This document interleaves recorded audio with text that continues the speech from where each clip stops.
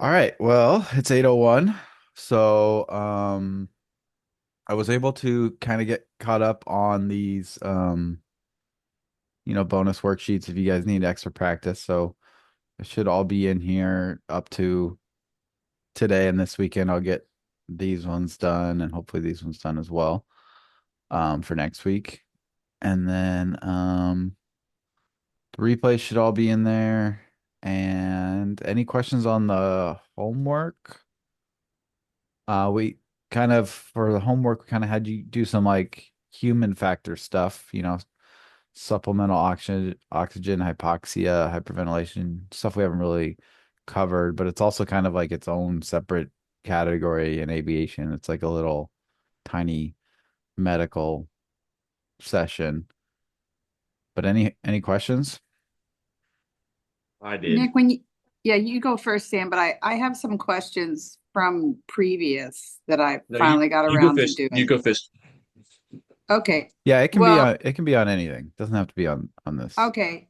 So the way I've approached this course as a short explainer is I've succeeded in like reading the things, listening to the things, answering the questions, passing the test, going on, but I didn't have time or didn't make time, let's just say it that way, to do the worksheets that were provided. So as a way to get ready for the exam, I printed off some worksheets, and so I'm using that as to try to sort out how much was short-term memory, which sadly was a lot, and then to permanent storage memory. And I realized and I remember this now, that I have trouble on the altimeters, the 10,000 arrow. I'm always reading it wrong. Like to me, it looks like it's at 1 or at 2, and it's not. It's like, is there a tip there? And I remember when I took the test, I also missed that, but I'd done it right enough on the other ones that I passed. And I thought, well, I was probably just going fast. But here in paper, I'm like, I'm doing something wrong. Okay, yeah, let's do some practice. I think it's just practice because depending on, different altimeters, the needles look different. So that's kind of Okay. one point of confusion for people. But no matter what altimeter, so we'll actually look at the altimeters they use on the exam so you can get used to that. That would really help me because I don't want to lose those points. That seems too easy, right? Yeah. So I don't want to lose them. And then the second one was on preparation in general. So you nicely have made this book that's blue that says Ultimate Private Pilot Test Prep Book that you sent us.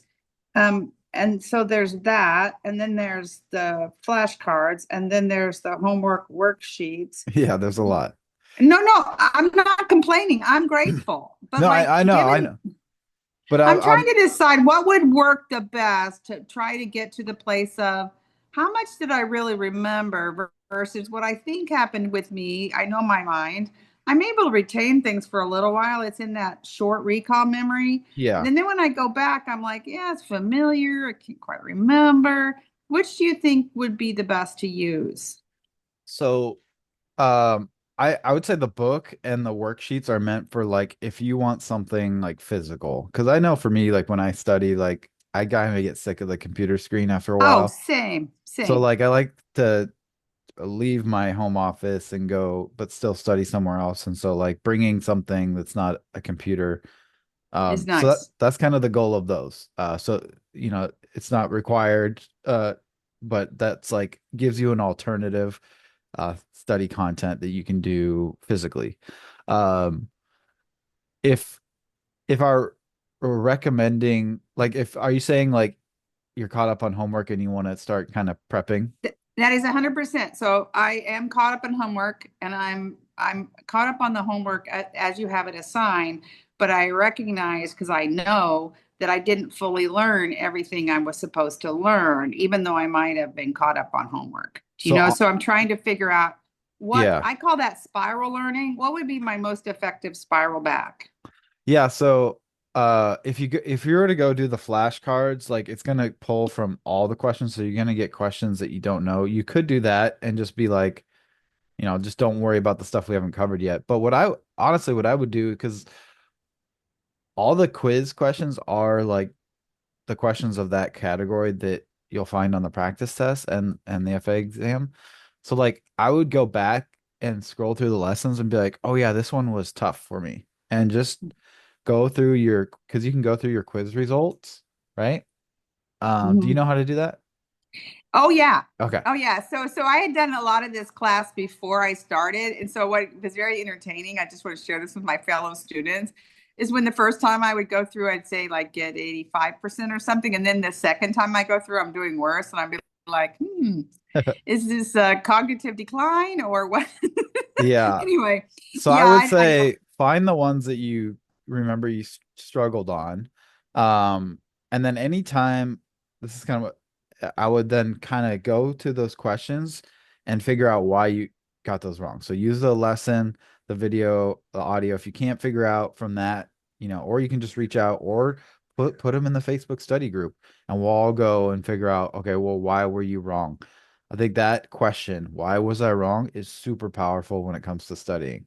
Because once you figure out why you're wrong, you almost never miss the question again. So like going back to, if you have more time, you gonna do test prep, go back to the quizzes that you struggled with and do that on the questions you got wrong. That's what I would recommend. We're gonna Okay. do at the end, we're gonna do a bunch of flashcards and practice tests and stuff right before, and that's gonna help with all the rote memorization. So I think the most important thing for you guys to do now is understand why things are the way they are and why and that, if that makes sense. So I think your worksheets are good for that. Yeah, that's kind of how I designed those as well. Yeah. Hmm. Okay, so let's have Sam ask his question and then we'll do some altimeter practice today. Um, but Sam, you had a question? Yeah, I did. Thank you. One of the quizzes, I'm just trying to find it.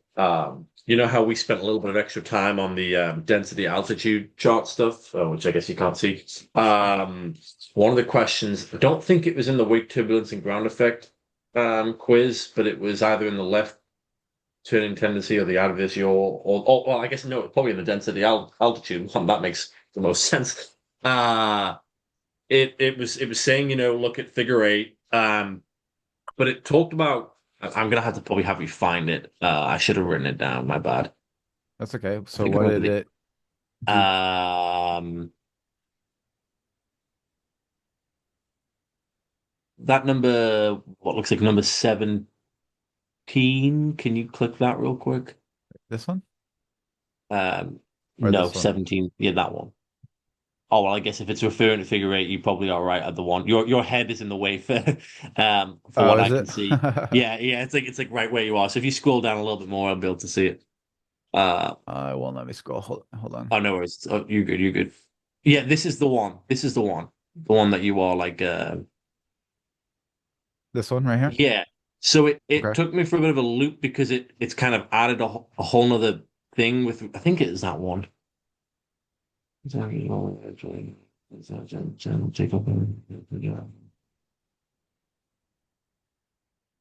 you show me the answers for that real quick? Next time I'll write it down. I'm sorry. No, it's okay. Okay, no, not that one. I did get that one right. I remember the answer being 8,500 foot, but there was it's in this section right here What was somewhere. it? This one? Can I see the answers for that one? So you're looking for an answer that's 8,500? I could have sworn, yeah, there was a yes. Maybe if you want, you can start the lesson. I'll find it, and then we can circle back to it. But because it took me for oh, somebody's put something in the chat. Let's have a look. I think that's Oh, some problem with the question, it looks like. got it. Looks like one of our options was deleted or something. Yeah, why don't you find it and Yeah, then we'll do some practice with the altimeter and then when you find it we can circle back. yeah. Okay, thank you. Sorry. No, you're good. Okay. Thanks for sending that, Ivan. Okay, so let me pull up the FA figure that has the altimeter. Anyone remember what the wait, I think it's like one of the first figures. Yeah, figure three. or figure 82. Let's start here. Start here. All right, can everybody see that? Can you guys see that okay? Yes. Okay. All right, so let's start over here on the left. So don't say it in the chat yet, guys, because I want to think about how I want to kind of walk you guys through this for those of you that may still be struggling with this. So I guess so if you don't know, right, like which needle, sorry, excuse me, got something in my throat. Okay. So if you don't know like which needle corresponds to which, you can kind of use some logic, right? You can kind of like think, okay, well, it could be this. Does that make sense? Or it could be this. Does that make sense? Right. So I like to kind of just start with one needle and be like, okay, we have the 10,000 and go from there. So we have the 10,000 foot needle, we have 1,000 foot needle, we have a 100 foot needle. So if we start with this big long one, we could say, okay, maybe that's the 10,000 foot needle and it's on the 5. That means we have an altitude of 50,000 feet. So that's probably not the 10,000 foot needle, right? All right, so let's move on. So the 10,000 foot needle could be this kind of fat trapezoidal one, right? Looks like it's about just over halfway between the 0 and the 1. So that would be like 6,000 feet.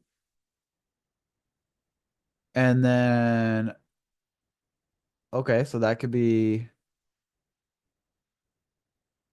less than, right? 10,000 between 10,000 and 1, or sorry, between 1 and 0. This is about a little bit over halfway. So let's call it, 6,000. If for that to be 6,000 and for the 10,000 foot needle, our 1,000 foot needle would have to be around the 6. And it's not. So we know that this fat one is not our 10,000 foot needle. Does that make sense, Sherry? Yeah. I think my troubles are the ones like the third. Oh, your head. Let me move your head. See if I can move your head. The third one, like the three. The three. My head's too Like big. the fat needle. How do you read that? So for this one over here. Uh-huh. Yeah, so okay, so again, let's assume we don't know what needle is which. Again, we could Okay. say, okay, is this long needle the 10,000 foot needle? Okay, it's at the 5. That means we would be at 50,000 feet. Okay, it's not that one. Right. Okay, is it this fat one? Okay, it's above 9. That means we would be at 90,000 feet. So it's not that one. So it's not that one. So it's this one right here. So Right. everybody know that on the FA written exam on these altimeters, the 10,000 foot needle is the little skinny one. Okay. But I'm just trying to show Right. you, like, if you were to get one that's different, how you would kind of figure that out. Yeah. Just kind of process So of to me, elimination. that looks like it's 10,000 because to me, it's pointing to the one, Right. So but it's not.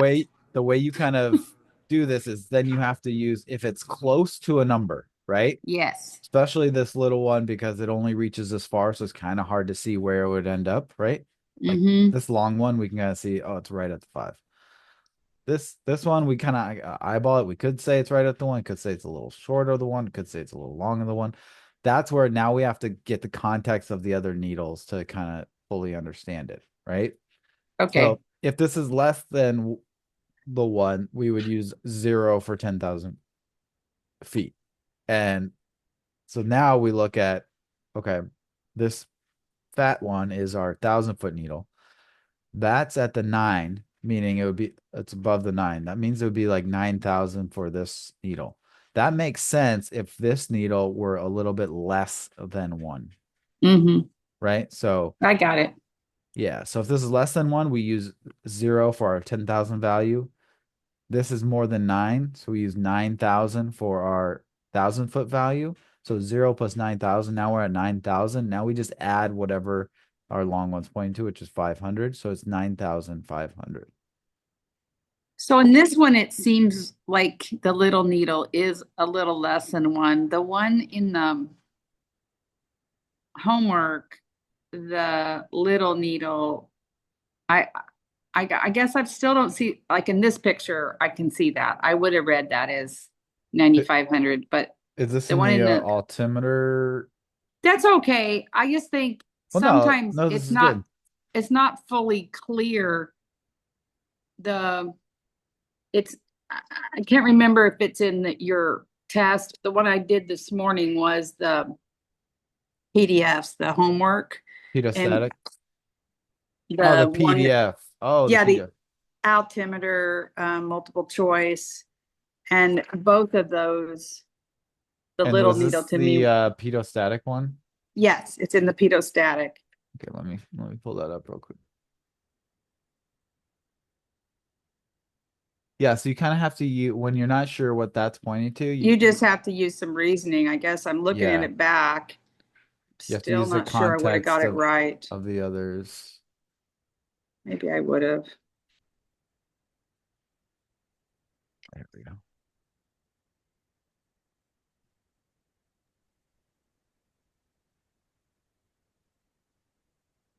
This one right Yeah, here. that one right there. Okay. So, Yeah, so this is kind of same thing. So in this altimeter, this one is our 10,000 foot needle. 10,000. And the way we know this is again, if it was this one, that'd be 50,000. If it was this one, it'd be Yes. 90,000. That doesn't make Yeah. sense. Okay, so it looks like it's right at the one. But again, our 1,000 foot is like above 9,000. So that gives us an idea that it's Okay. just less than So, one. so that would obviously then, if it was actually Because if this was 10,000, it'd be way the heck over by the two. I it'd got be it. right. Yep. Okay. Yep. It'd be Okay. just less than the two. Yeah. This 10,000 foot needle is essentially, you could estimate your entire altitude just by that. Right.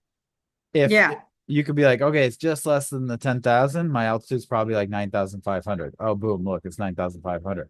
If it was just less or just above the two, you could be like, okay, my altitude's like 20,000, 500 or 20,100, just above 20,000. You can kind of estimate within 1,000 or two using just this needle. It's the other needles where you get more specific. Thank you, classmates. Now that I've looked at this again, I feel kind of dumb. I should have figured that out myself. No, I you're was good. just, I was just doing that. Do the 10,000, do the 1,000, do the 100, and not, okay, I got it. Thank you. Yep. So let's just go through because this is the figure you guys are gonna see on the exam. So we did number 3. Number 2, what do you guys think number 2 is in the chat? What is the altitude for number 2? Exactly, Nina. There's never a dumb question. You're gonna have that answer like quicker than quick. She was just waiting for me to say it. Yeah, for real. Yeah, I think He they knew were it was time. Or working ahead while I was yammering foolishly. Yeah. Like, I don't think you'd finish the sentence, and then the answer was, I was like, oh snap.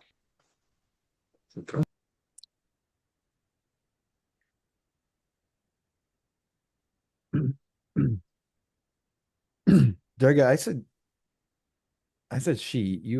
Are you she? Sorry, I don't want to mess that up. I can't remember.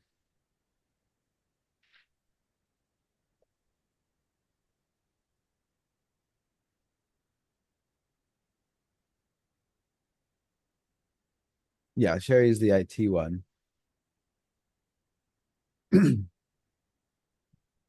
I just can't remember. I thought Durga was a she. Went by she. I don't know. Correct me if I'm wrong, Durga, please. I just can't put a voice to the name right now. All right, so you guys are getting 14,500. We got a 15,400. Okay, so My second answer, 14,500. I looked at it again. So the 10,001, it's definitely above 1. So we're gonna have 10,000. Target is he. Okay, that's all right. So sorry I said she there for you. There we go. I knew something in the back of my head told me that was wrong. All right, so above 1. So we're gonna use a value of 10,000. Again, we could estimate this. It looks like it's maybe a third of the way to the 2, so maybe like 13,000 feet or something like that. 14,000 feet or something. So, but it's above 1, so let's use 10,000. And then our 1,000-foot one is above 4. So we'll add 4,000 to the 10,000. That's 14,000. And then we add this last one, which is at 5, so 14,500. All right, what about number 1?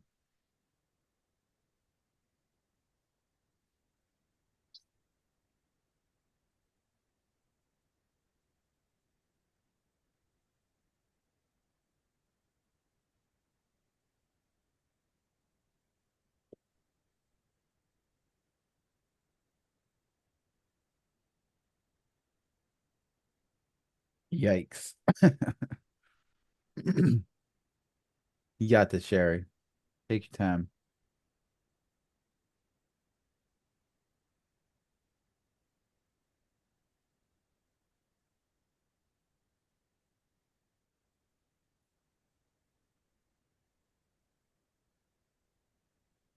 Nice. Okay, so you guys 10,500. We got. Oh, I see. Sure. Why you said yikes. Your first one was 12,000. That's okay. All right, so let's see here. The 10,000 foot is right around the 1. So it could be, 9,900, could be 10,200, something like that, right? Round at 10,000. So now we look at this next one, and that is less than 1. So that tells us we're over 10,000. We're just over 10,000, because otherwise we would need 9,000s, right? So otherwise it would be over here if we were less than 10,000, but it's over here. So for that means we're above the 1. So our value is going to be 10,000 for the 10,000 needle. Our value for the 1,000 needle, it's below the 1, so it's going to be 0. So 10,000 plus 0 so far. And then we have this on the 5. So that's 500. So 10,000 plus 0 plus 500 is 10,500. So good job. Okay. Sam, did you find that question? Yes, sir, I did. But real quick on the figures, you said earlier on, this is what you'll see on the FAA written. So all of these figures are exactly how they will look. They'll not be like a different altimeter. There'll not be a different density altitude chart. It will be exactly like what we see. Yes. Okay, perfect. That's good to know. There's also this figure. Oh, there is. Right. Okay. Yeah. Because that does look a bit more. There's a lot more going on there. It's like a little harder to read, in Yeah, my opinion. so let's go through this one as well. And this one kind of Okay. matches what was in the home, what it was in the Right. PDFs. And when she was asking that question, I was like, yeah, that does look different, and it looks a little bit more difficult to visually see. Yeah, so let's do that. Yeah, let's go through these. So number 1, what do you guys think number 1 is?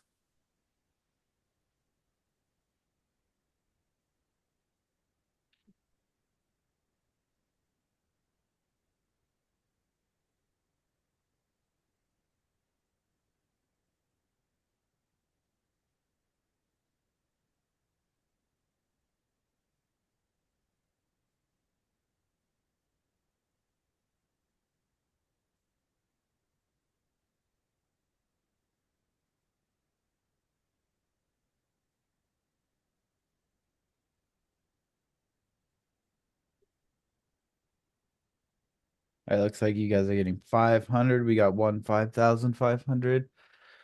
So let's see here. All right. So again, you might see, okay, well, which needle is the 10,000 needle? If it was this one, it would mean we're at 50,000, so it's not this one. If it was this one, it would mean we are about 5,000. So that would mean so this one could be our 1,000-foot one. This one could be our 10,000-foot one. And then this one Mhm. could be Nick, our, could you use a different pointer? I can barely see the pointer when you're can you use like the red one or something? Sorry. yeah, let's see here. I think I have to like annotate it because I'm not on like my, give me one sec. Spotlight. Here we go. Can you see that? Yeah. Let's try this. Because Arrow. the other one was just black on black. No, because that's black and white. I mean, it's a little bit better, I suppose. I mean, I don't know what other people think, but it felt like the first one was just really difficult to rock. Hold on. Yeah, the first one was hard to see. I guess. This one better? Okay. I I think that's think the it's better. best. I think that's the best I can do on Zoom here. Yeah, so this one's kind of tough because if you don't know which needle's which, right? There could be a situation where you think this is the 10,000-foot one. And so you're looking at like 5,000, and then you could say, okay, well, this is the 1,000-foot one. So that makes us 5,000.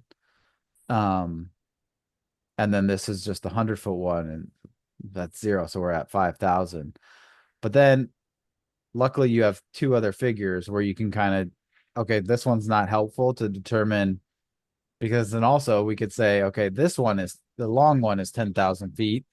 And so we're at something like really small, like 1,000 feet. And then this one is our 1,000-foot, and that's like halfway. And then this is our 100. So we could be 500. So this could be, if we don't know which needle's which, this could be 5,000 feet or 500.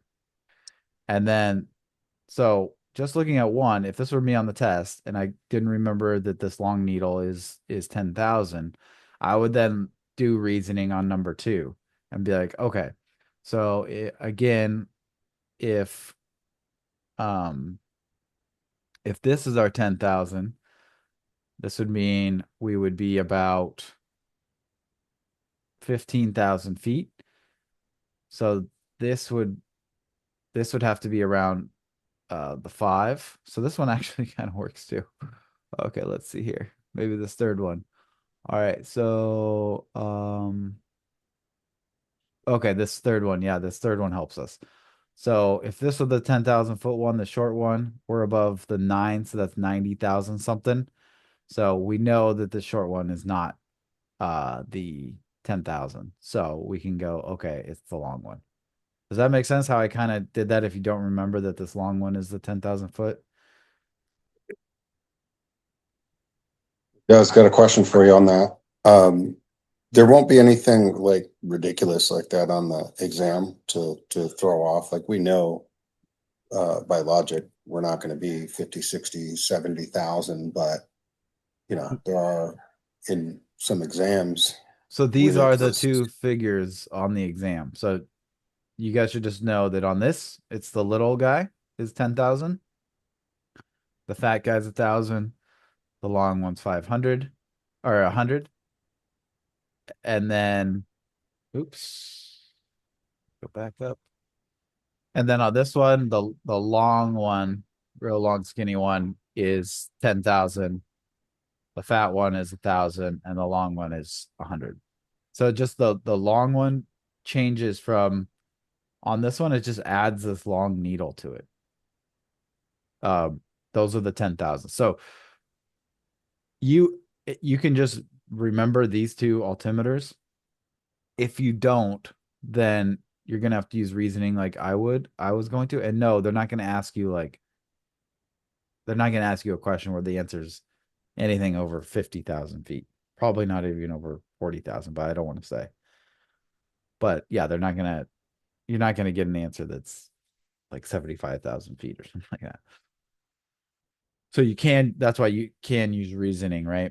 And on this one, it was tough because there was two options for the combination needles on number 1. There was 2 options for the combination needles on number 2, but number 3 finally helped us realize that, okay, this fat one can't be the 10,000. So, all right. So now that we know the real long one is 10,000, the fatter one is 1,000, and then This one is still 100.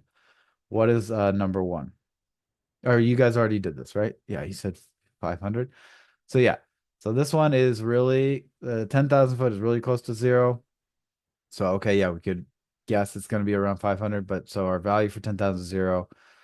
Our value for 1,000, that's still less than one, so that's zero. So then we just go zero plus zero, and then this one is right at the five, so 500. So you guys got that right. Okay, now about number two. You guys are ready to go. Yeah, just shut up and let us guess.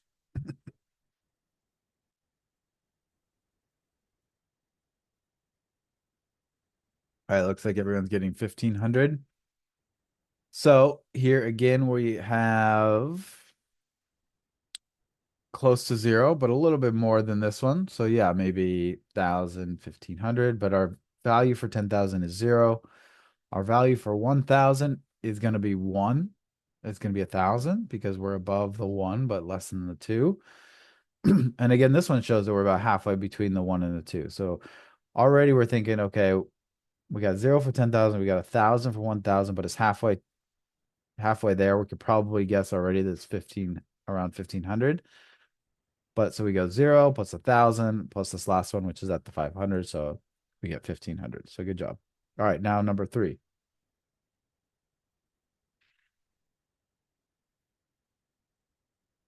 You guys are all getting 9,500. All right, so the 10,000 is just below the one. So we have a value of zero for that, but we can guess something like 9,000. The 1,000 is above the nine, about halfway between. So let's give that a value of 9,000. So we have zero plus 9,000, and then this is still in the five, so 9,500. Okay, good. All right, I think we're doing swell there. So, for me, and I don't know if this helps anyone else, but it kind of like is telling time. You know, you got the hour hand, the minute hands, and you're looking at, and of course there's three hands, so it makes it a little bit more difficult. But if you've got the Yeah, it is. 1,000 foot in a certain place, and it's Yeah, just above it, you're going to right. round down. Yeah, so like you would, yeah, so if this was like, yeah, like 1 o'clock and then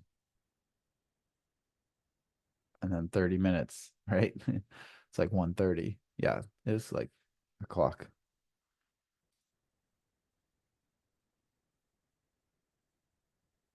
Sure thing, Sherry.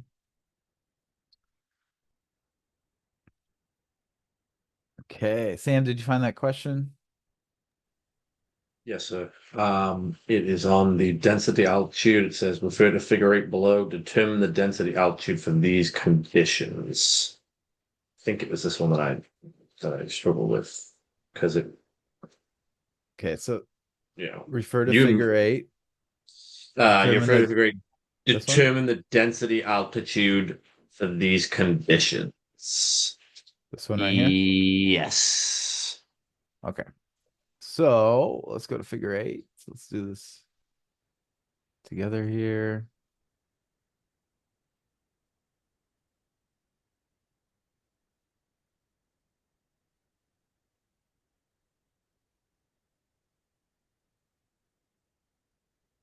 All right, and it says our altimeter is so our elevation is 5,250 and our altimeter is 29.25. So this is not standard. So we know there's going to be, if we want to get a pressure altitude, we're going to have to correct our elevation to a pressure altitude. And then our runway temperature is 81 degrees Fahrenheit. So let's first find 29.25, a pressure altitude correction factor. So to do that, we're going to use this table over here. So 29.25 is in between 29.2 and 29.3. Let me zoom in here. So technically you would need to interpolate to get the exact value. Now, it's linear interpolation, and 29.25 is directly between 29.2 and 29.3, so that makes our interpolation easy. We don't have to get out the interpolation equation. It makes it real easy. So we just want to take since 29.25 is exactly between 29.2 and 29.3. We just want to find the number that's exactly between 673 and 579. So there's a difference of 94, looks like 94 feet here. So half of that would be 47. Add 47 to 579, and you get like 680 or 640, 636, something like that. 626 Ivan says. 626. Yeah, 626. All right, so our pressure altitude Yeah. correction factor is 626.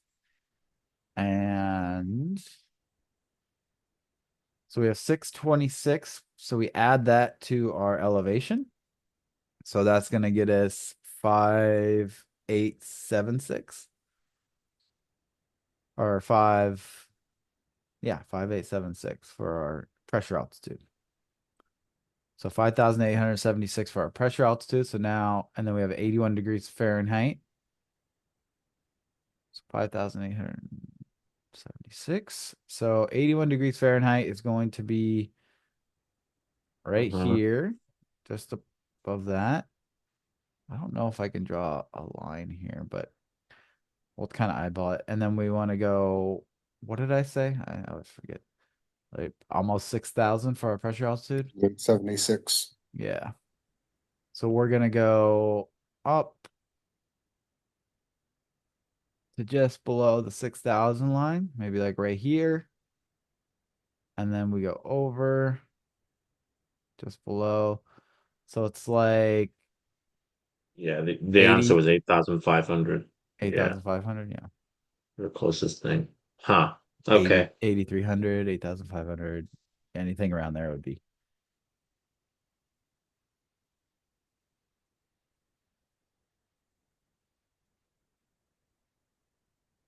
Did you, was it the interpolating that you struggled with, No, or? actually I did that. I did that right. I don't know. Maybe I didn't add that number onto the 58, 27, 52, 36 or whatever. I can't remember what the exact number was, but on the question, but yeah.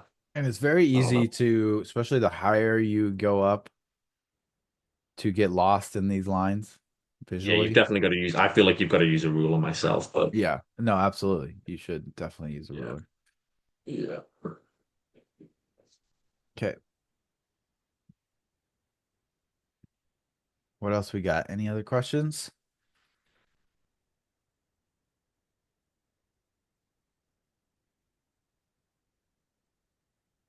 So I think let's do, oh, Nick, can you, go ahead.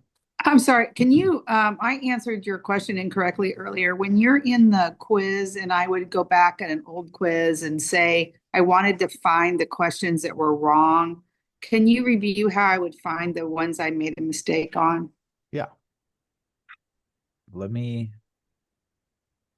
pull up like my test student account real quick. Um, so I can show it to you from your perspective.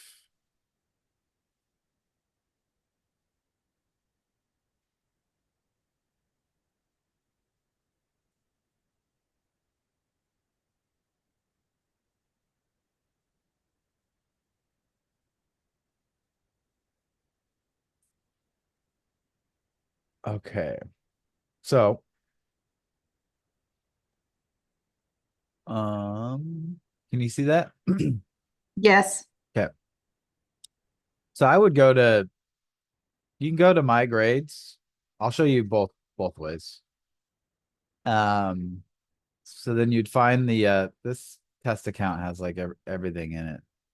So you kind of got to scroll through all these. I'm like enrolled and everything in it. So let's see here. So then you'd find your step 1 PPO ground school course, click on that.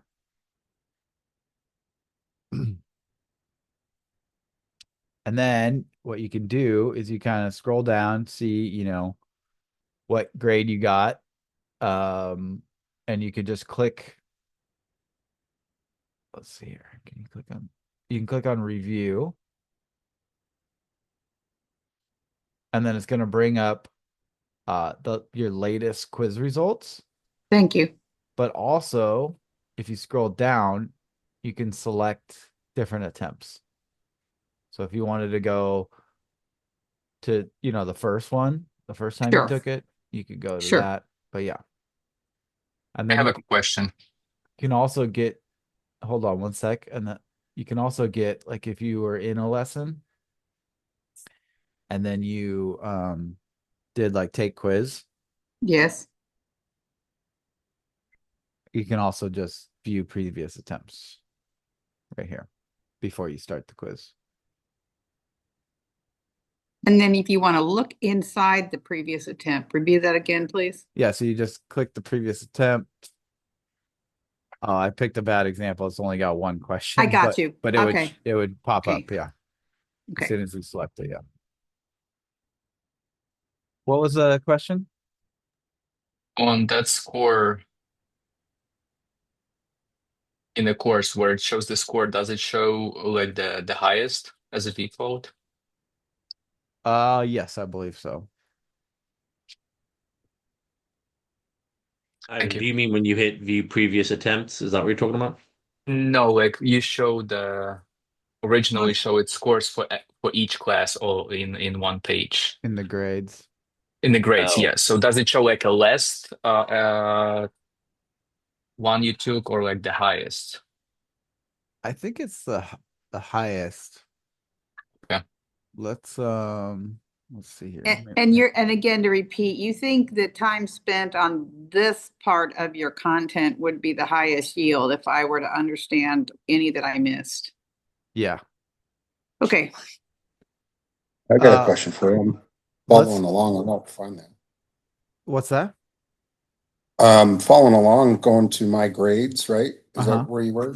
My grades, and then you scroll down and it gives you all the lessons. So these are all the courses. So you want to find your step 1 PPL course. Mine looks different because I'm enrolled in like all the courses that we have. So IFR, Sport Pilot, but you would just find, oops, I went past it. Step 1 PPL Ground School. That's the course with all the lessons, and you'd click that. Once you click that, it'll bring up all the lessons. Yeah, bring up all the lessons. How did you get to, okay, so we don't have that. Where you scroll down and it shows you oh, I see the review, but you said, do you hit review to look at Yes. your attempts, your different attempt, if you had more than one attempt? Yep. So and then where was that? Right here. Sorry, I'm trying to follow along in that different tab. Did you click Okay, review?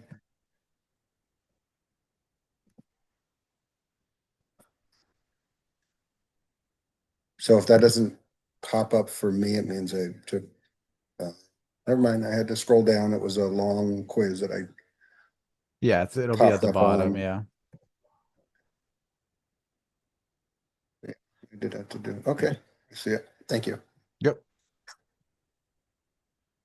So we can test out that theory that Ivan was. Let me just do worse on this quiz and see if it Yeah, is. for this theory, it shows the last attempt that you took. Oh, does it?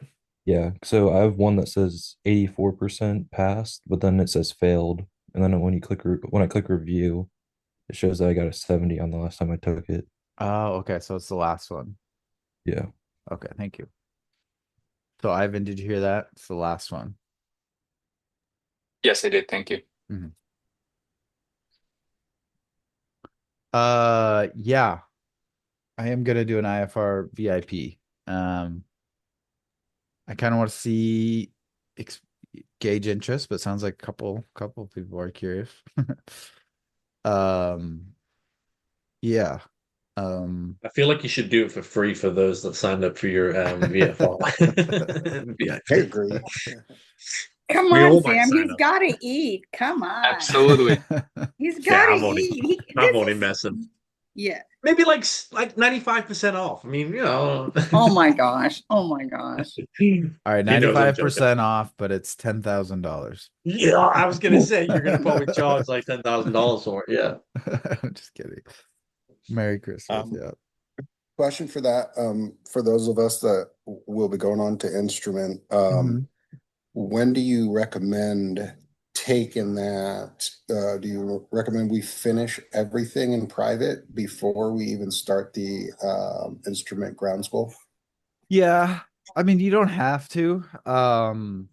Like it's never a bad thing to like learn early, you know what I mean? But again, it's like one of those things, especially instrument.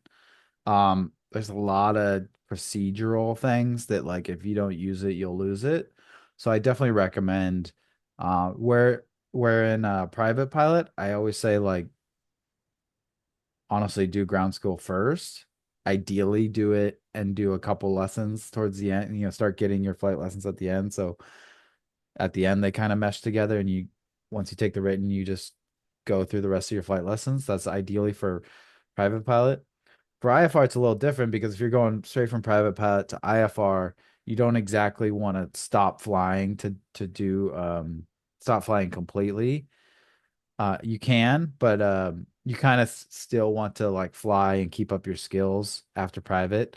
So there is more overlap usually with IFR ground and flight training just because of the nature of wanting to stay current and keep up your flying skill momentum, which I totally get. So but you could also do the ground first, you could, but then you would basically have to do like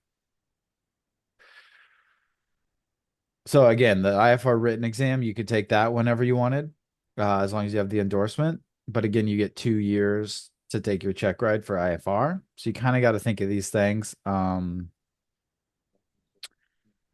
It depends. It depends on your schedule, you know. If you think you're gonna bust out PPL and IFR easily within 2 years, then sure, then yeah, go ahead and get the ground school done early and take the written exam early. Um, does that make sense? There's kind of different ways to look at Yeah. it. Yeah. Yeah, it does. Because obviously it's a little bit different because here this is the start and this is starting fresh. There's nothing to use or lose typically unless people are already flying, but Yeah. for starting fresh, I understand that. There are some Well, advantages to jumping right into it too. Um, because I would say like of the IFR ground, 50% is stuff you've never done before. And the other 50% is just adding more detail to things you learned in private pilot. So like, for example, weather, hazardous weather and things like that, right? We kind of briefly cover icing in private pilot, but in IFR you deep dive into icing, right? Because you're flying in clouds and things like that. So um it kind of helps if you just, you know, if you just did that, there's advantages to it as well. Do you have to have a PPL to do the IFR? Do I have to what? Do you have to have a private pilot license to do the IFR reading? For the written exam? No. I don't think there's any. But the training would help with it, right? Like if you have already have a training with the IFR or no? Yeah, you definitely want to have, yeah, the training definitely helps. Private pilot's going to give you the foundation for sure. You definitely want to, but you can take all the written tests and not do any, like, there's nothing holding you back. There's nothing, but yeah, if you want to do your flight training, you have to have a private pilot license. Yeah. Thank Oh, for the IFR VIP, I haven't thought about it. Probably the same. Um, but I don't know. And I'll also have a question. Did you might have answered there, but I was reading some of our stuff. Do you recommend when it comes to IFR doing like same as the PPL, do the ground school first and then start flying IFR, or Well, that's what I fly and then was That's kind of what I was saying. It's a Yeah. little bit tougher because Right. you'll want to keep up your skill of flying. You want to still go get Right. in the cockpit. So what I usually tell people is after your private pilot, start your IFR flight lessons, but maybe do it slowly while Okay. you get done with the ground. Oh, That's the ideal. So if you want my ideal advice, you can though like pause flying. You could totally pause flying, do the ground school, but then you're gonna have to take, a few flights with your instructor to kind of just get current and get the feel of it. Um, you could totally do that too. But ideally, right, if you want to save the least amount of money and the least amount of time, that's how I would recommend it. I've had friends walk into the testing center and take all the tests at once. Yeah, I've heard of that too.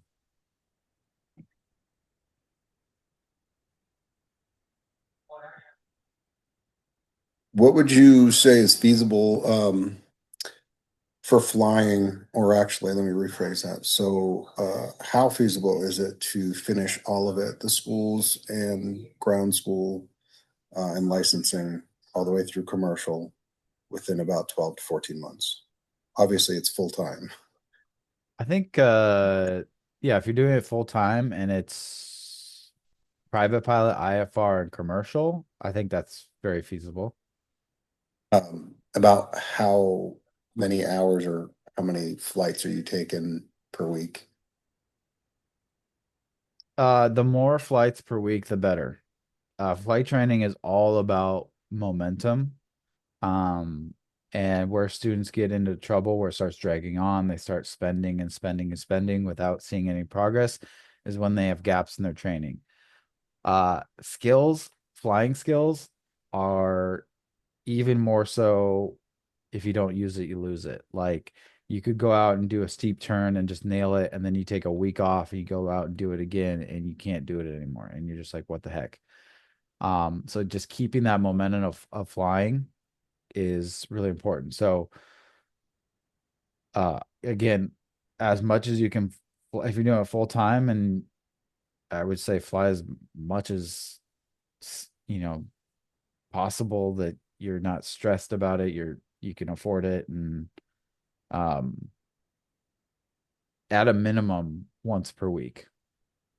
That's at a minimum. But that, But ideally but that like wouldn't give four you. times per week. What's Yeah, that? if you were doing once a week, though, that wouldn't give you the hours required, right? If you were trying to finish in 12, 14 months through all the ratings. And then, Yeah, I'd have to do the math on that. what are the hour Yeah. requirements again? For private pilot, it's like 40. For IFR, it's like 25 to 30-ish or something like that. And then commercial, I think I'm not too familiar with commercial yet. I haven't dove into that, but I think let me look it up. Sorry, I probably could have looked it up myself. Oh no, you're good.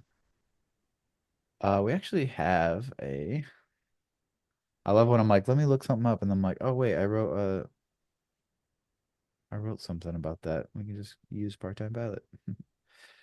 Let's see here.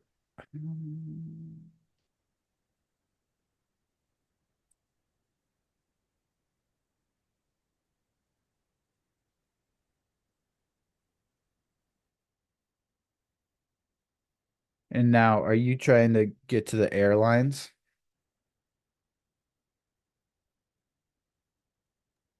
I haven't decided yet. I've got contacts at the American Airlines captain and private pilot. He's at one of the big airports here at a personal or private jet company. He's been doing it for 60 years. He's one of my customers. So he installs security systems, and he's really trying to point me in the direction of uh, private pilot. So I was first thinking commercial, but um, I hear some good and bad things. Is better paying, but going to see all the same, maybe 20, 25 airports for years and years and years.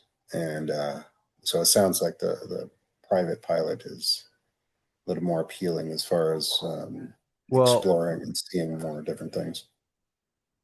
I think you have, so let me try and clear up your confusion. Private pilot, you'll be able to, if you get a private pilot certificate, you'll be able to fly a lot of aircraft and fly aircraft with up to, you know, 6, 7, 8 passengers, even more. Like, they're, but you can't fly for hire. So if you want to make Yeah, money, yeah, I apologize. I probably didn't word that very accurately. I mean, flying, obviously getting the commercial rating to be for hire. I mean, as far as I do plan on career-wise, yes, but yeah. I don't know if I want to go commercial or private jet for hire. Gotcha. Okay. So yeah, so private is a minimum 40 if you're part 61, minimum 35 if you're part 141.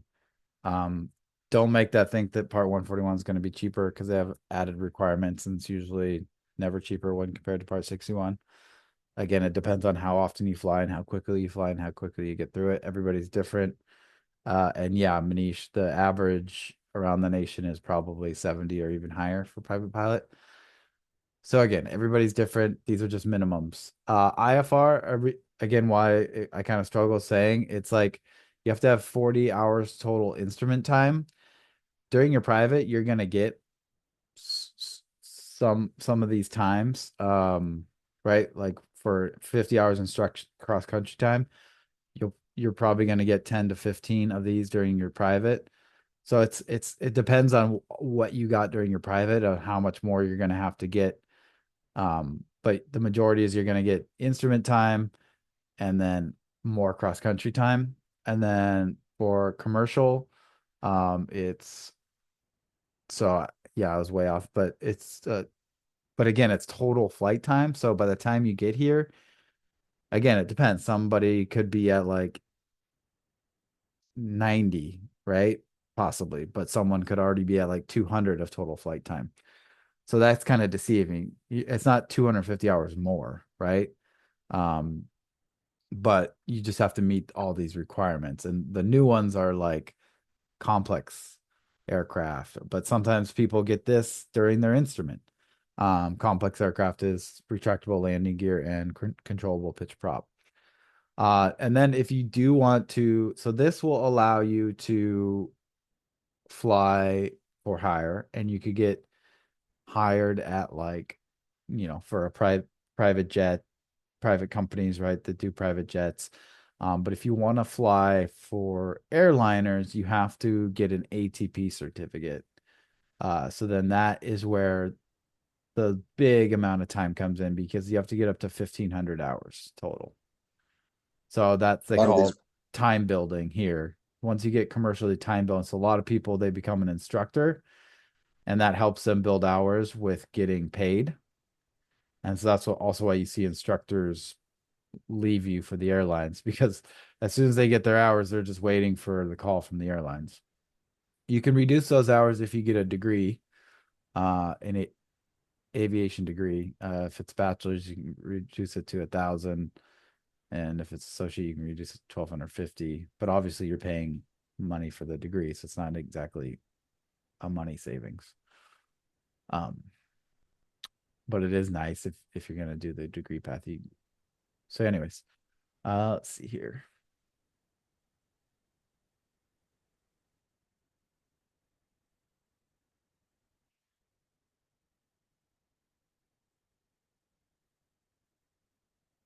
Yeah, I would be careful of Nina of saying the tests aren't that different from each other. There's definitely a lot. I think people would be surprised of the overlap of them. Um, but if you go like study private pilot and then go take the IFR written test, you're gonna fail that for sure.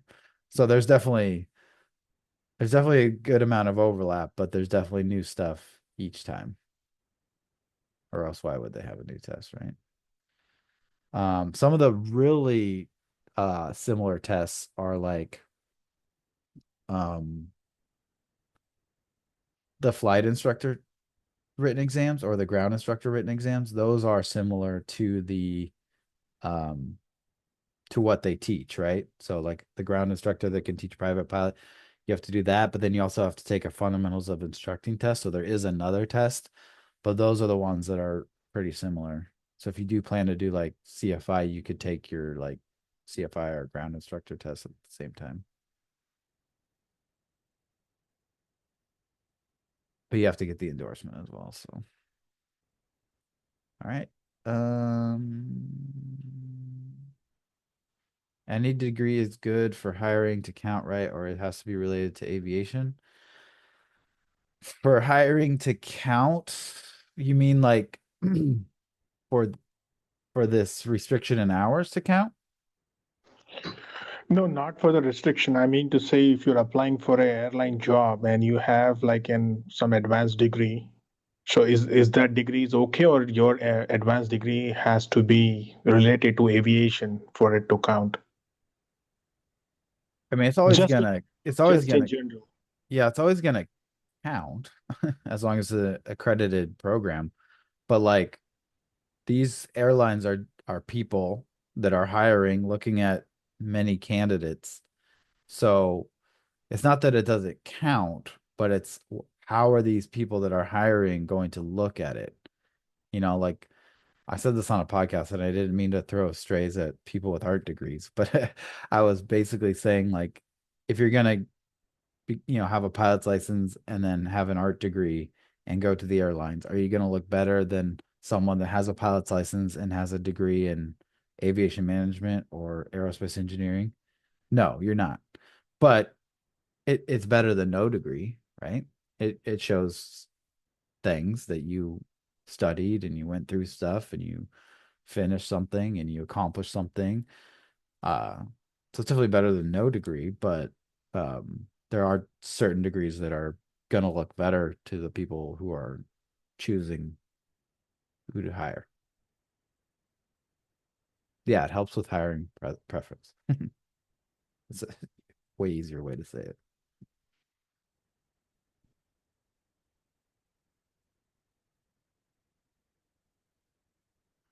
I'm gonna use the bathroom real quick. If anybody else wants to do that, just give me one moment. Got the morning coffee. Got these. It's just number one. Don't worry. I'll be back soon.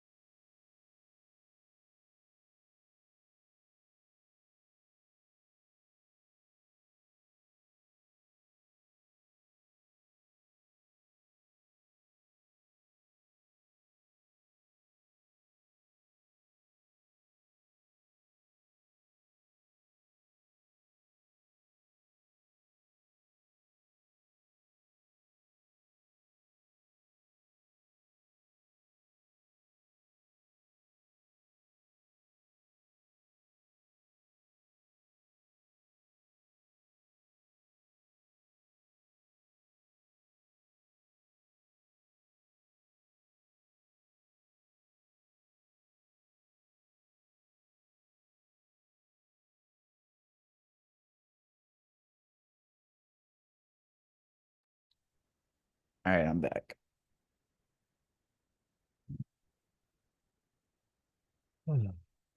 Any other questions?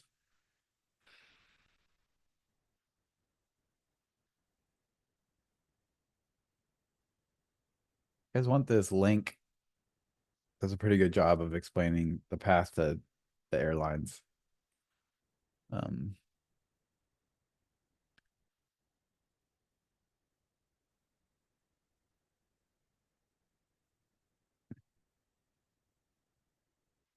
at least I think so because I wrote it.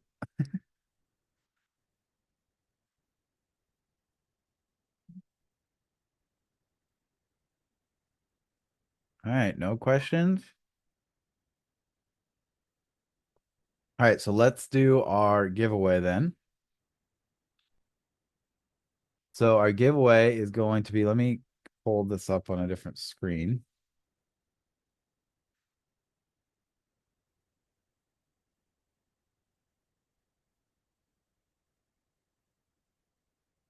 So we have our friends at LogTen.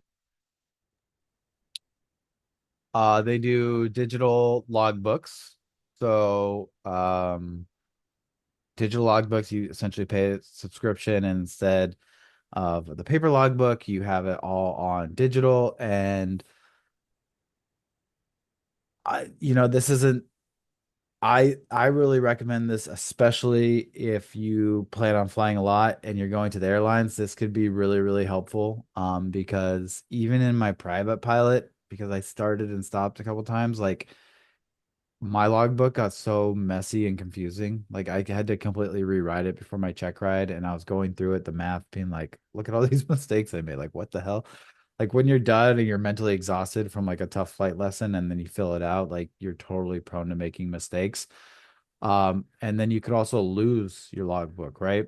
So those two reasons, um, if you're okay with pay, and it's a small monthly price, I recommend a digital logbook.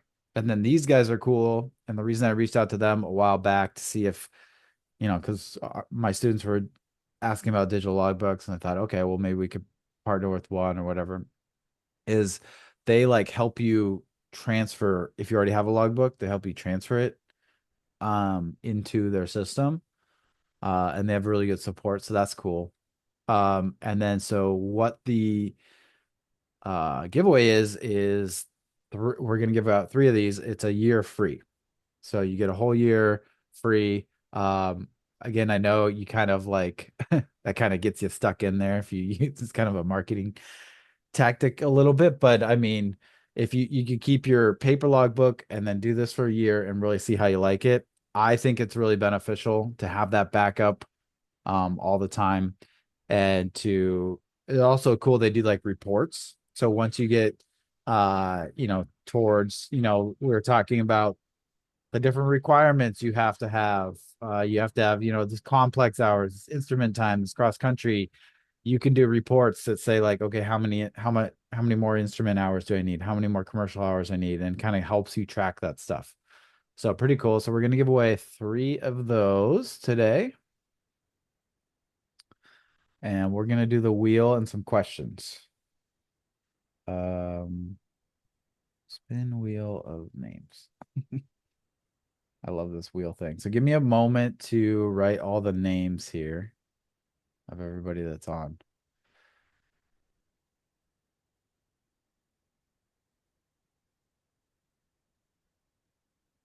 All right. I'm going to say them out loud. Tell me if I don't say your name. Sam, Ivan, Aubrey, Aubrey, I'll spell it right. Durga, Assam, Sherry,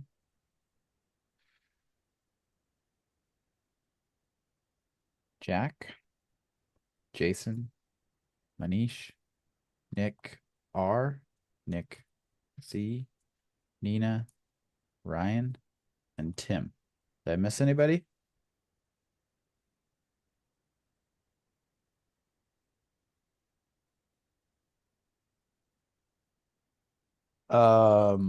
Yes. I think the only person I've barred from participating just because they've won 3 times in a row was Darren. Manish, did you win once or twice? Twice. Twice? Okay. Um,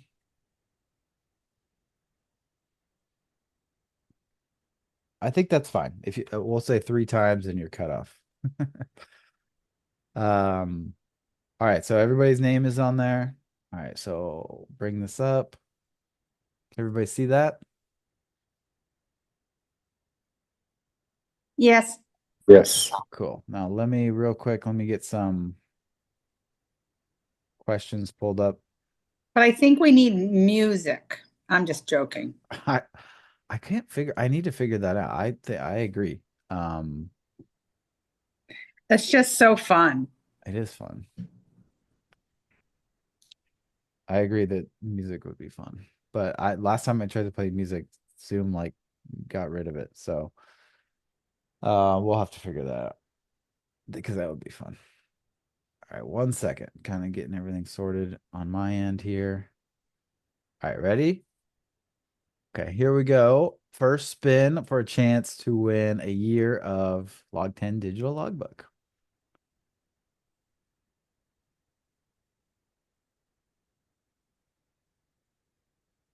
Sam.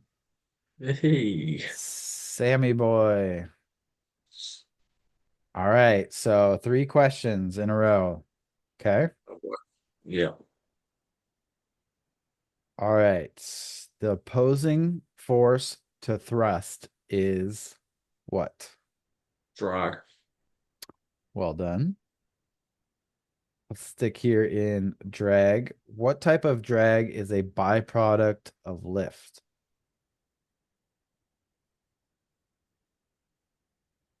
Do we get options?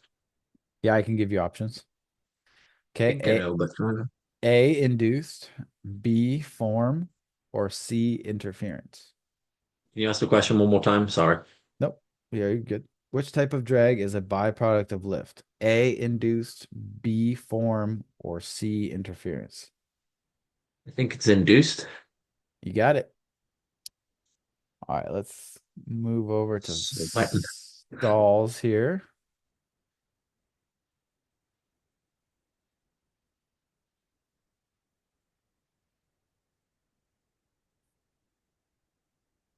All right, the angle of attack at which an airplane wing stalls will A, increase if the CG is moved forward, B, change with an increase in gross weight, or C, remain the same regardless of gross weight.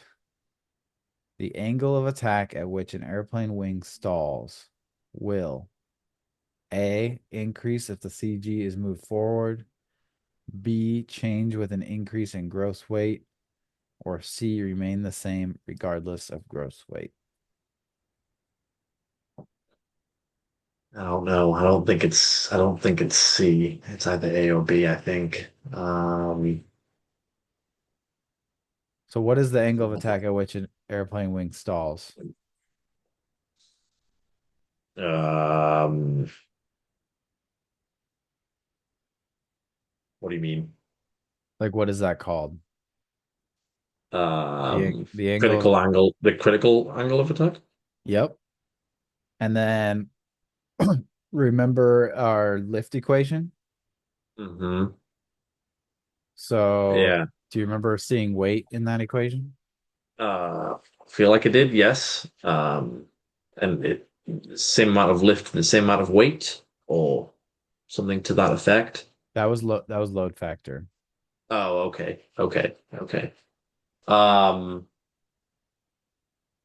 I'm gonna go with read A and B off for me one more time because I don't think Increase increase if the CG is moved forward, change with an increase in gross weight, or C, remain the same regardless of gross weight. I honestly don't know. I completely would be guessing at this point, so um I'm gonna say I'm gonna say B is the answer. The answer is C. Oh, it was C. Okay. Oh, it's Yeah. completely off then. Yeah, so it remains the same. It's not a factor of Okay. weight. It's Barnacles. basically it's all just a factor of the wing shape. Okay. And Bummer. yeah. So Cool. all right, well, good job, Sam. Sorry about that. All right, let's do another one here.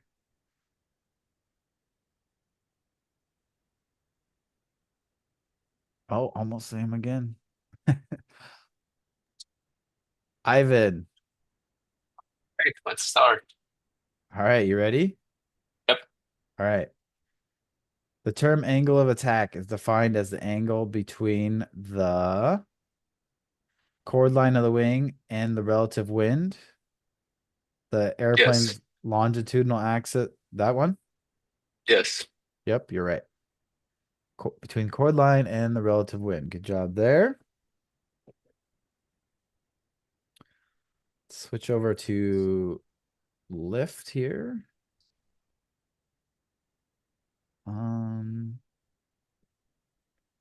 What force makes an airplane turn? Is it A, the horizontal component of lift, B, the vertical component of lift, or C, centrifugal force?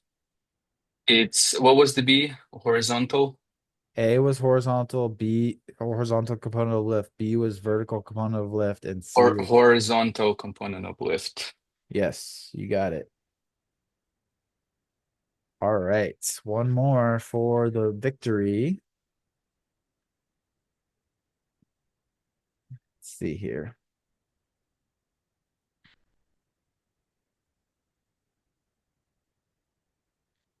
If the outside air temperature at a given altitude is warmer than standard, the density altitude is A, equal to pressure altitude, B, lower than pressure altitude, or C, higher than pressure altitude.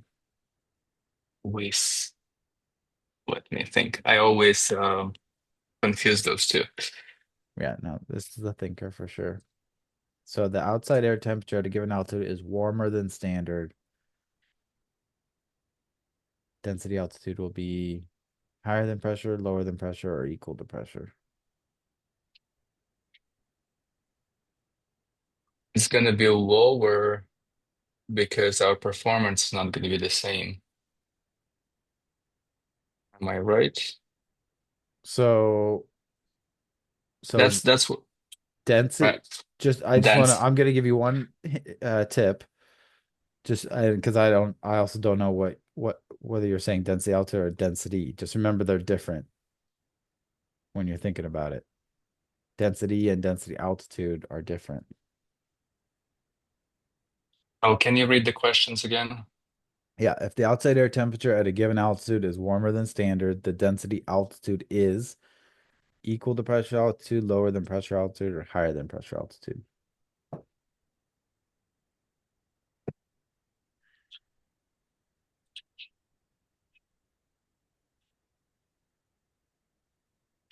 It's gonna be higher. Yep. Higher than pressure altitude. Because you were thinking density at first, weren't you? You're thinking the density goes down. Correct. So Yeah. and that was like I did go through this test like a few times to kind Mhm. of like and then I was like, oh, it's the opposite. So Good job. Good yeah, job, right. Ivan. Congrats on Thank you. 1 year of Log 10. Right. Thank you. So I will send them your email. I think that's all they need. So they'll be in contact.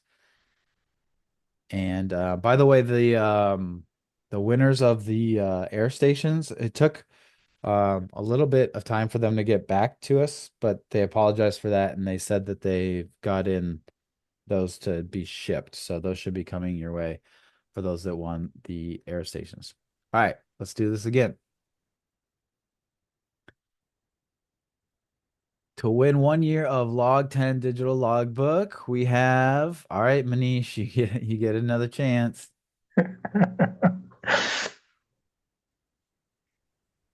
All right, let's see here.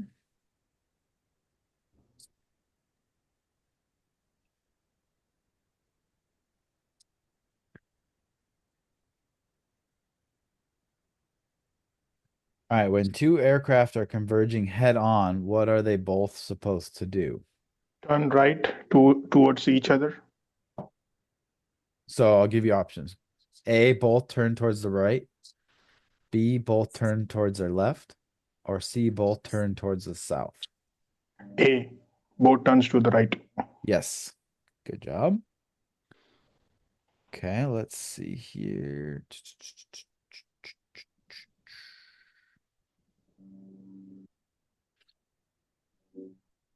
Trying to mix up the questions here. Oh yeah, no problem, Aubrey. Thank you. Have a good weekend. Okay.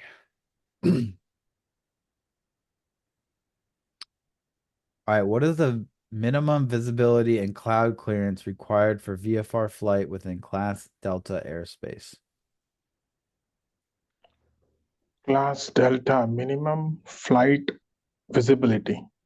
Minimum visibility and cloud clearance for VFR. For I think it's 3 day. So it is above 1200, less than. Oh no, 3152. That is for G. So 3152. Yes, 3152. So what is that? What is 3152? So 3 statute miles of visibility, 1000 above, 500 below, and 2000 horizontally. Yes, good job. Good job, Manish. Let's see here.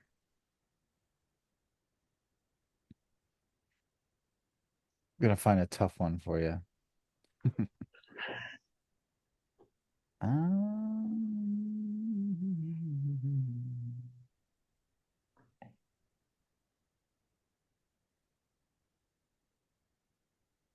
If I win, I'll give it to Sherry. So It's That's a not mercy. It's a mercy. That's what he's thinking. no, it's not mercy. That's so fun. All right. Playing for you, Sherry. Okay, I think I got a good one. Hopefully. We'll see.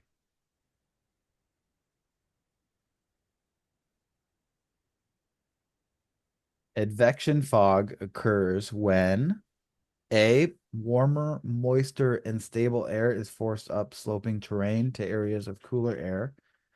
B, warm, moist air over low, flatland areas on clear, calm nights.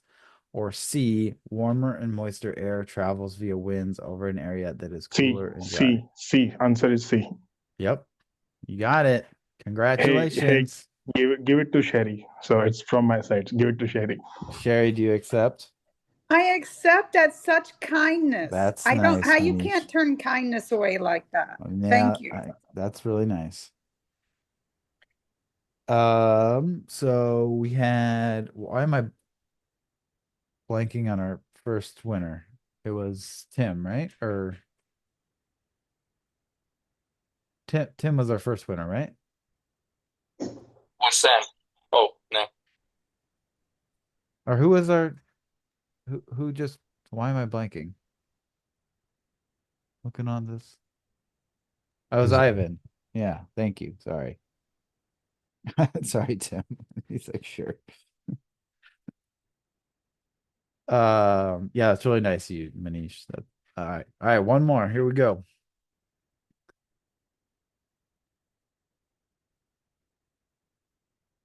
Manish again.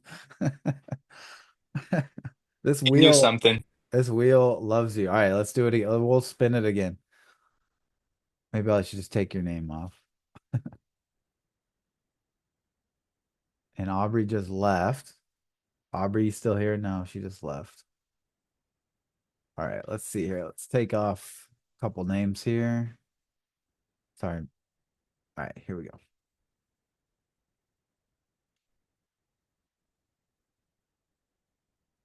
All right, Nick C.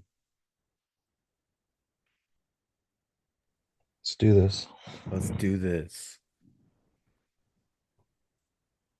Let's do this, he says. Okay.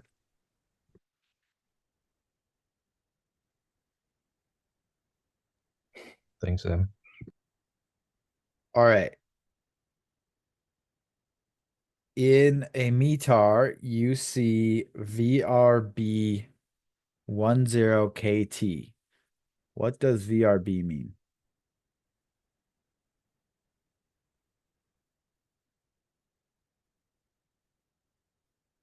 You got me on my hardest section already.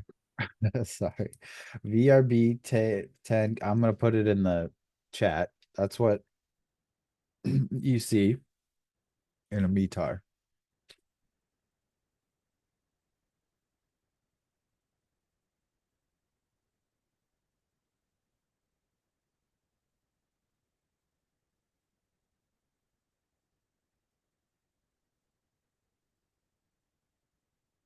Do you want options? Yeah, please. Okay. A, wind direction is variable. Yeah, Wind wind speed is variable, or wind direction will be given verbally by the tower. it's A or B. I'm gonna go A. You got it. Good job. Yeah, wind direction is variable and the wind speed is 10 knots. Okay, all right. Can a student pilot fly solo in class Bravo airspace?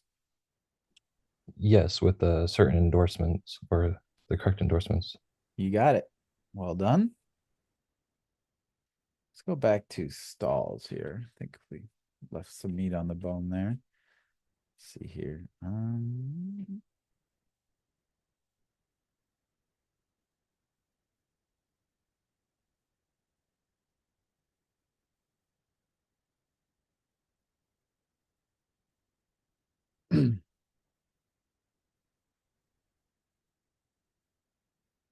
All right.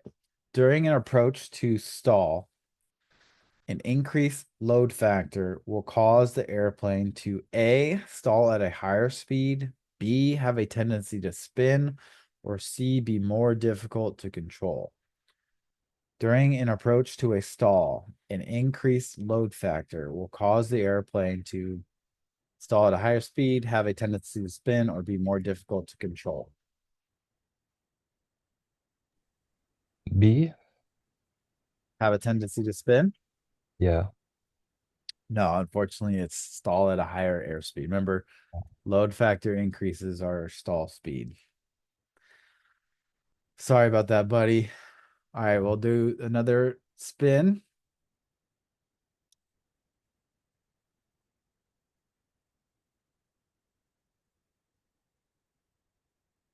All right, Sam, you're back up.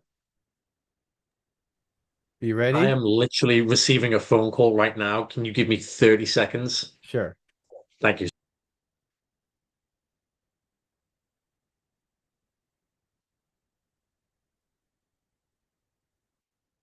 If you take 31 seconds, we move on to the next person. I'm just kidding.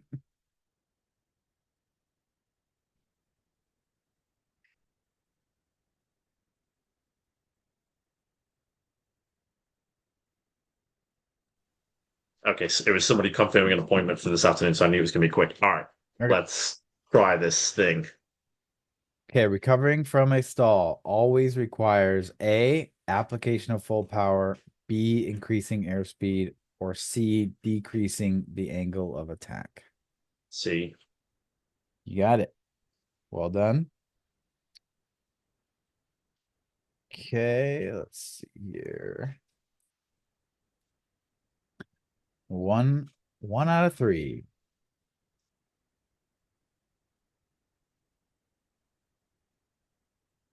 Ground effect is most likely to result in which problem? A, settling to the surface abruptly during landing.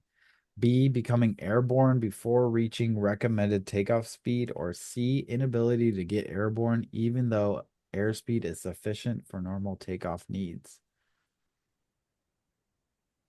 you read out the options one more time. Yeah, ground effect is most likely to result in which problem? A, settling to the surface abruptly during landing. B, becoming airborne before reaching recommended takeoff speed. Or C, inability to get airborne even though airspeed is sufficient for normal takeoff. Shit, I didn't think it was any of those. So,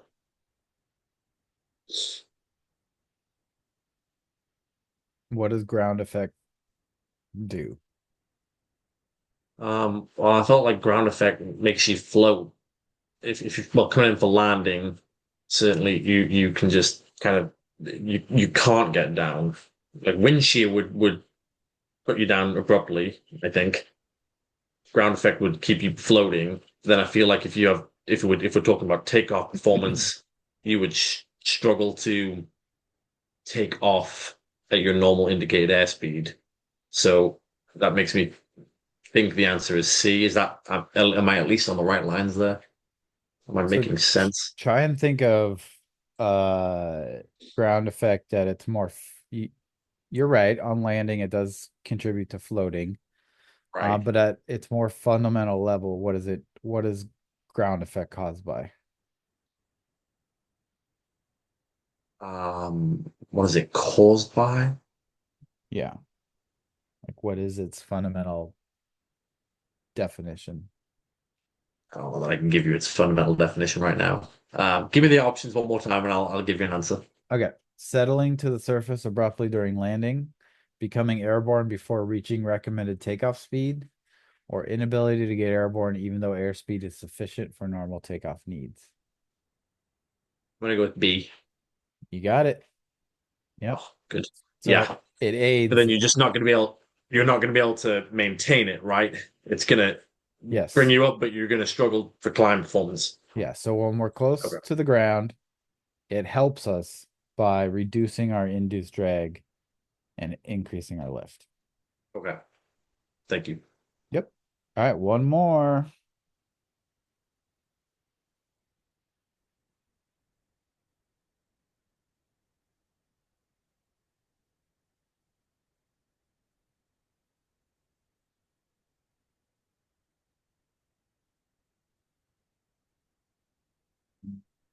Okay. Sorry.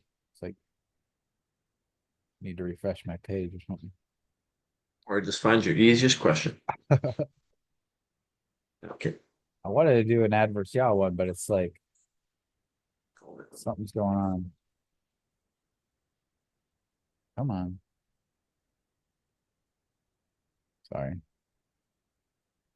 All right, here we go.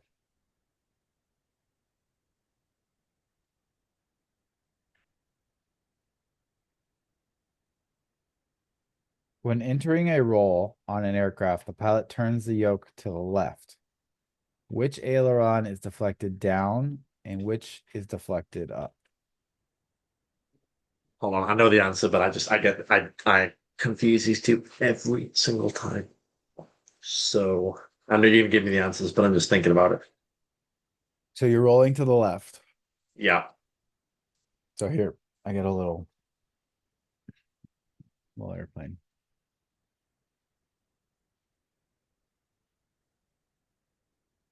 I think I know the answers. I might have you. Yeah, I think I'm gonna have you give me the options, but I think I know the answer.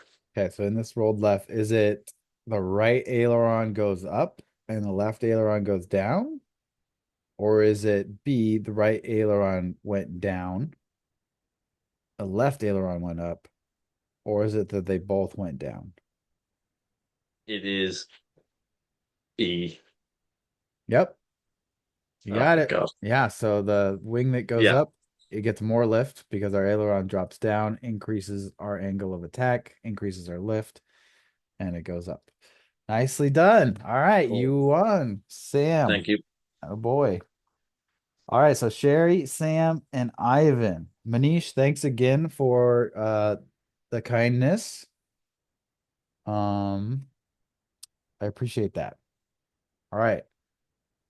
Well done. That was good. I think I like that we kind of do some review questions as well during that. That was fun. Any other questions you guys have, or are we ready to start our weekend? I gotta do homework. Yeah. All right, I'll pull that homework up. There's no more true weekends left, unfortunately. When we're doing this. Yeah. I guess, yeah. Here. We got, where are we at? November. Oh my gosh. November. So yeah, you're gonna finish the kind of human factor stuff. So carbon monoxide poisoning, scuba diving is a really short one. ADM and hazardous attitudes, that's a good one, really important one. Not, I mean, you're definitely gonna get tested. You could get tested on the written exam. This is more, but definitely on the check ride and actual real life applications that hazardous attitudes can really get pilots in trouble. Self-assessment, and then we get into like kind of planning our flights. So that's kind of what's coming next. So I'm gonna have you guys do some homework on just kind of, prepping for the flights. And then we'll get into weight and balance and planning cross countries next. So